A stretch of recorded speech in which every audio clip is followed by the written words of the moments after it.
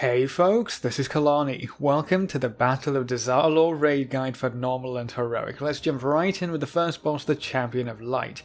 Now, because this raid likes to swap things around depending on whether you're Horde or Alliance, you will actually face different bosses for this encounter, but they use all of the same abilities. The only thing that's different is the name of the boss and part of the name of the two ads you're going to see, so we'll just refer to them as the boss, the disciple, and the Crusader.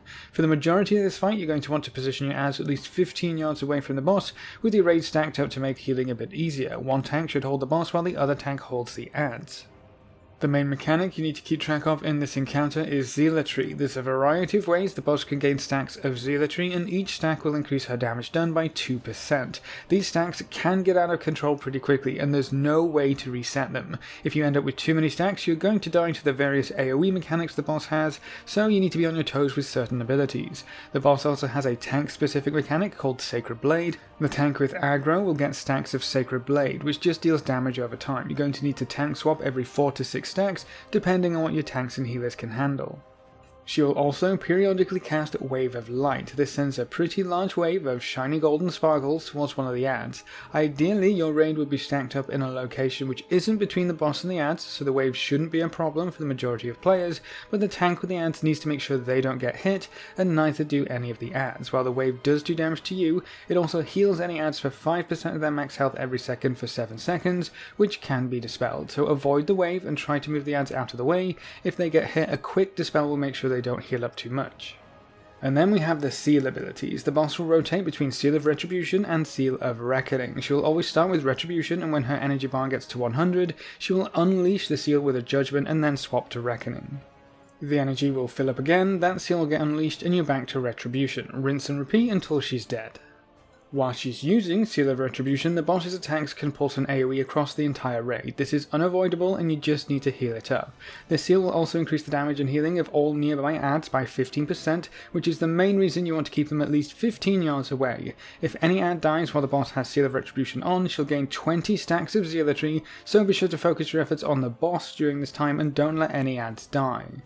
When the boss gets to 100 energy, Retribution will be unleashed, which gives one of the ads a 200% damage increase and 150% healing increase.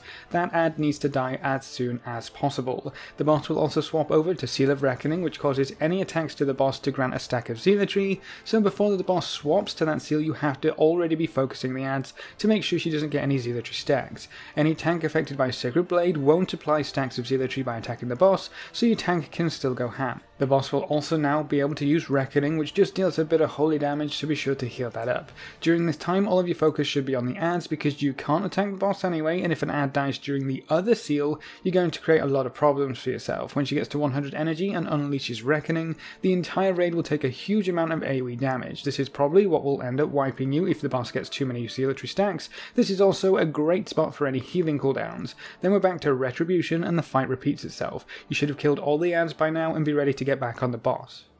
The ads themselves have quite a few abilities to watch out for. The Disciple will, unsurprisingly, try to cast a few heals. The heal spell should be interrupted every time they try to cast it, for obvious reasons. Penance should be interrupted as often as possible, and while you can interrupt it if you want, Divine Burst isn't quite as important and it just deals damage. The Crusader is a little more annoying. He'll deal a bit of extra damage to the tank with Crusader Strike, which isn't too much to worry about unless he gets empowered by the boss. He will also cast Consecration, which plops down a little holy area that will deal damage to anyone who stands in it, but also reduce the damage the ads take by 50% if they aren't taken out of it. Your tank just needs to move the ads out of it every time that it happens. This ad will also cast Blinding Faith, which is exactly what it sounds like. If you're facing the ad when that cast finishes, you'll get disoriented for 5 seconds, so be sure to face away from the Crusader whenever Blinding Faith is being cast.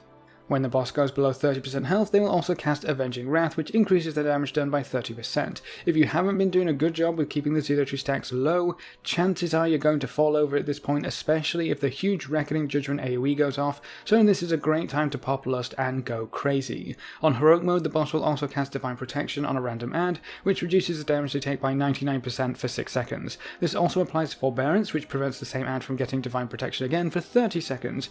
There isn't really much you can do about this, and and it's just going to slow you down overall and be a nuisance, but for those 6 seconds you should probably attack something else. And that's all you should need to take down the Champion of Light on normal and heroic. Stay tuned for more boss guides to help you conquer the Battle of Dazar'alor. A big thank you to all of our supporters over on Patreon. You can see their names floating by on screen. If you want to join these lovely guys and gals, you can find a link in the description below. Remember to leave a like just below the video before you leave, and if you want to see more, make sure to subscribe. But apart from that, thanks for watching folks, good luck and have fun, and as always I will see you next time.